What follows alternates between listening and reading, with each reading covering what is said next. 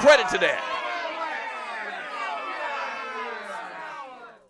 They never give credit to that. They never give credit to Cam and to Michael Vick for their running stats. Oh, well, that's not. Whatever. What do you mean? You're not going to even count that in how you look at the quarterback and their production on the field. From Sid, Ninja Fried Chicken Jackson. Thank you for getting rid of that whole penguin thing, sir. Arm strength is overrated. The majority of NFL passes are thrown less than 8 yards down the field. It's a different day and time as well. It's not like 1980 where when you threw the ball, you really threw the ball.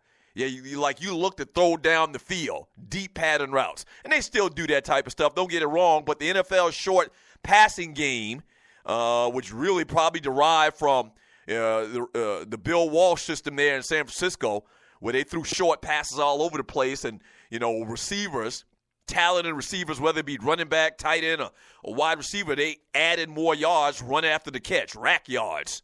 Okay? So everybody's doing that now. It's the norm. From, who do we got here? From that Ninja Grego, what the hell does one dude's opinion have to do with that man's ability? From Barbershop Sports Talk Podcast, Al Thompson, Flacco, and Ben have the two best arms in the league, and both have rings to prove it. I don't know about Flacco. Flacco can throw the ball deep. There's a lot of quarterbacks in the NFL that can throw the ball deep. I mean, I wouldn't say that Flacco or Ben Roethlisberger have a stronger arm than Cam Newton. I wouldn't say that at all.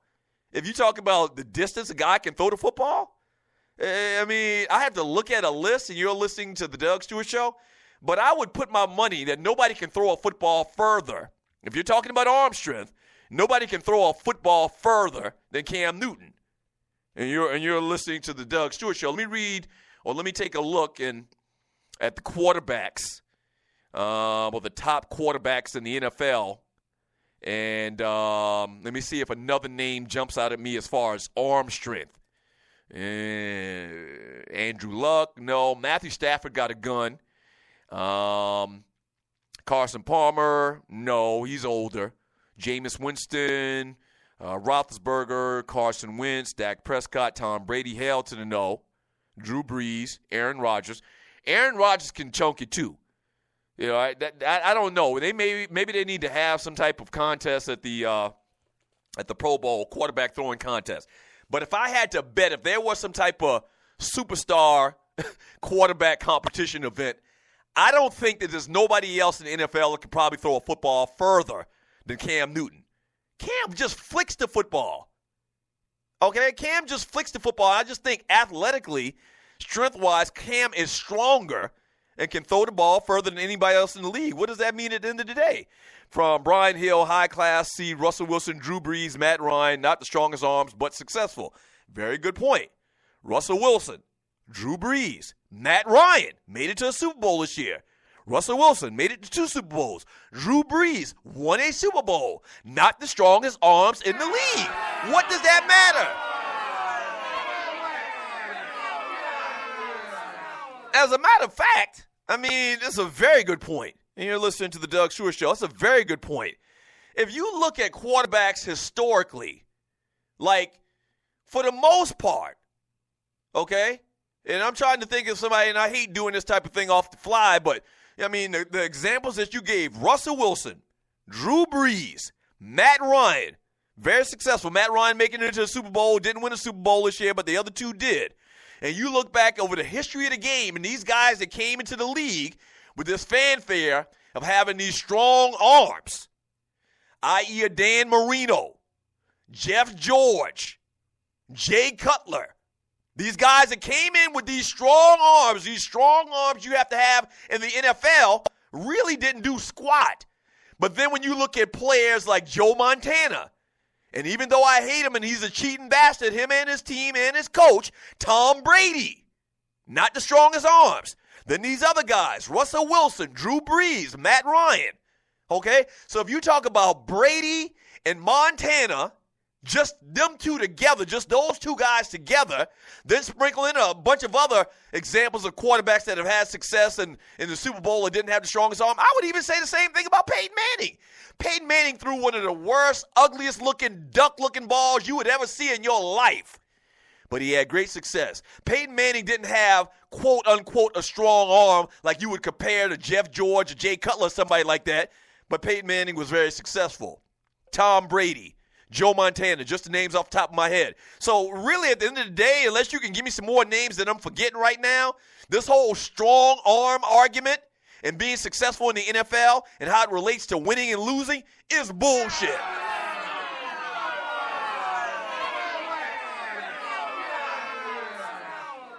From RC says, I can't stand Aaron Rodgers, but he does have a strong arm. Aaron Rodgers does have a strong arm. Aaron Rodgers does have a strong arm, but you don't know what? And guess what about Aaron Rodgers? Aaron Rodgers is a good athlete as well. Okay? He's a good athlete as well. Very good athlete as well if you're talking about quarterbacks. From high-class trash. Dude, are y'all crazy? I'm talking about playing on your home field in Chicago. Arm strength counts. What I'm saying to you is, if arm strength counts, and you look at the history and what Jay Cutler did or has done for the Chicago Bears, it's not a lot. What did that matter? I gave you other examples of guys with strong arms. Really, you can talk about Dan Marino. Dan Marino had one of the strongest arms ever. Dan Marino made it to one Super Bowl, not another. You know, as far as success, he really didn't do a lot. He didn't do a lot. He had one of the strongest arms, maybe top 2 or 3 strongest arms in the NFL. But at the end of the day, really, what did it matter? John Elway had a strong arm. But John Elway, once again, okay, everybody I think of that had a strong arm also is a great or was a very good athlete in relative terms. John Elway, Aaron Rodgers, both very strong arms, but both very good athletes, especially at the beginning of their careers for John Elway. Elway was a very good runner when he was in college, and when he got in the NFL the first couple of years, he could tuck it and go. Great athlete, great baseball player. So, I mean, I don't know. The argument is ridiculous. I mean, the entire argument, and this is what we do in Sports Talk Radio. We argue and debate about these types of things, but the argument about, you have to have a strong arm to be successful in the NFL has been debunked by me in the last 10 minutes. And this whole narrative about, throwing the ball first and suppressing your natural God-given ability is bullshit as well. I'm sorry.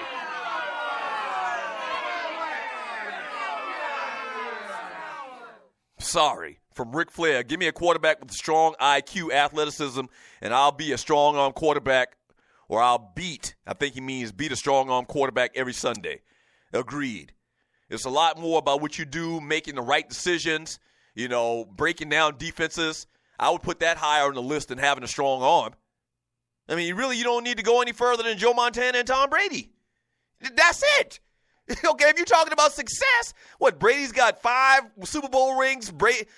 Joe Montana's got 4. Just those 2 guys alone. That's it.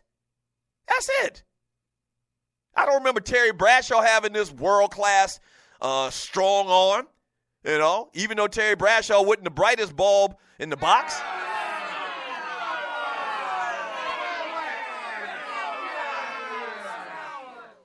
Yeah. I mean, what? I mean, alone, Joe Montana and Tom Brady into conversation.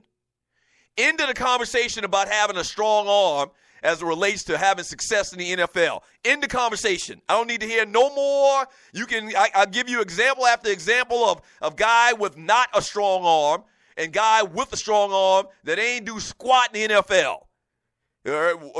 And very succinctly, in the conversation with on one hand, you got Joe Montana and Tom Brady, and the other hand, you got Jeff George and Jay Cutler. That's all that needs to be said.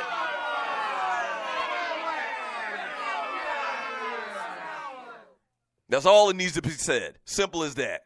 404-382-0338. You can also email me at doug@thedougstewartshow.com. From RC Casey, I add Dante Culpepper and Warren Moon to your list. Strong arms? Oh, yeah, Culpepper could chunk it. and I apologize for using Monk's Corner terms. That's what we used to say back in the day. That's really a country term now that I listen to it secondhand. But, yeah. Dante Culpepper could chunk it. He could chunk it down the field. Chunk it to me, Bo. From Good Morning, or from Miss Mocha Bella, Good Morning, Rick. She's saying good morning to people in the chat room on Spreaker.com. From Barbershop Sports Talk Podcast, quarterbacks and tangibles ranging from pocket awareness to football IQ to mental toughness are the things I'd rather have more than the arm strength. But there's definitely nothing wrong with a guy that can show the ability to throw a 60 to 70 yards downfield. Oh, no, I agree.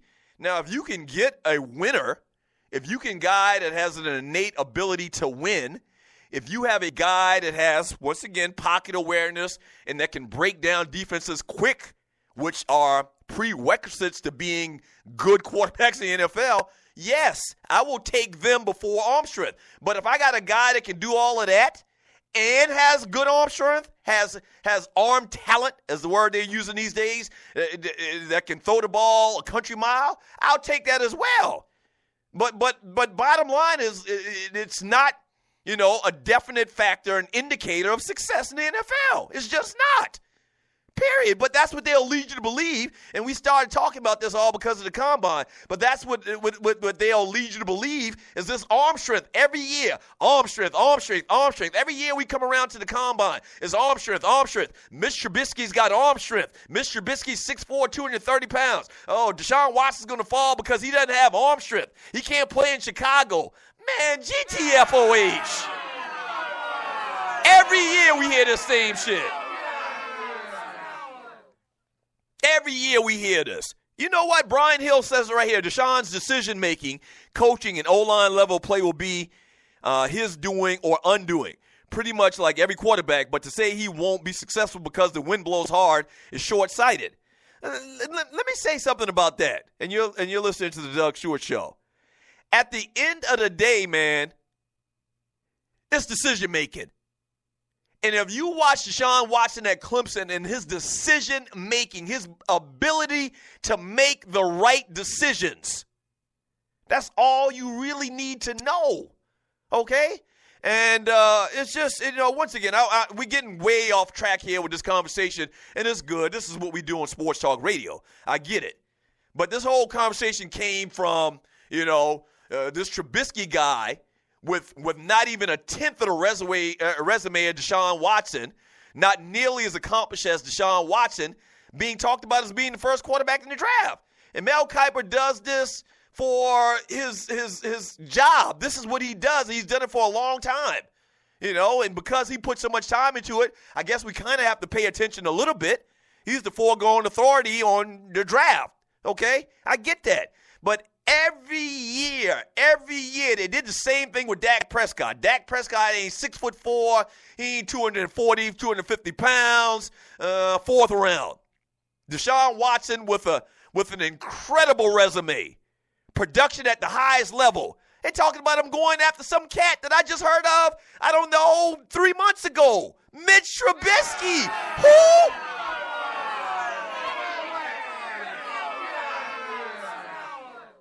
Mitch Trubisky might go and be the greatest quarterback in NFL history. We're talking about where they should be drafted at. A guy named Mitch Trubisky should not be drafted before Deshaun Watson. If he is, it's bullshit.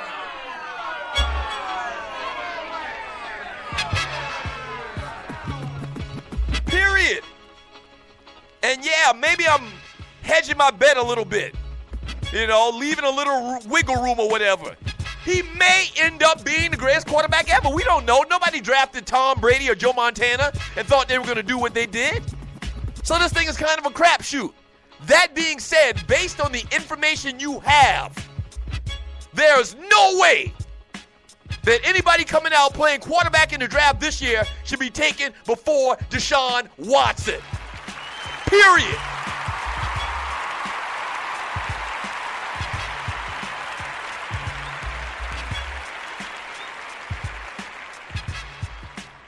Period.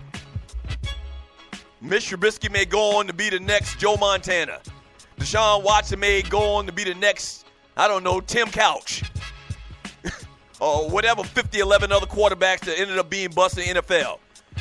But as of right now, before this draft, there's no explanation that you're going to give me saying this kid should go before Deshaun Watson. I would understand if Deshaun Watson had done, been a good quarterback and didn't have the resume that he had and done the things that he had done, I would get that. In relative terms, you're talking about a bigger guy with a stronger arm over another guy with the same statistics and the same accomplishments. Yes, I get that. But it ain't even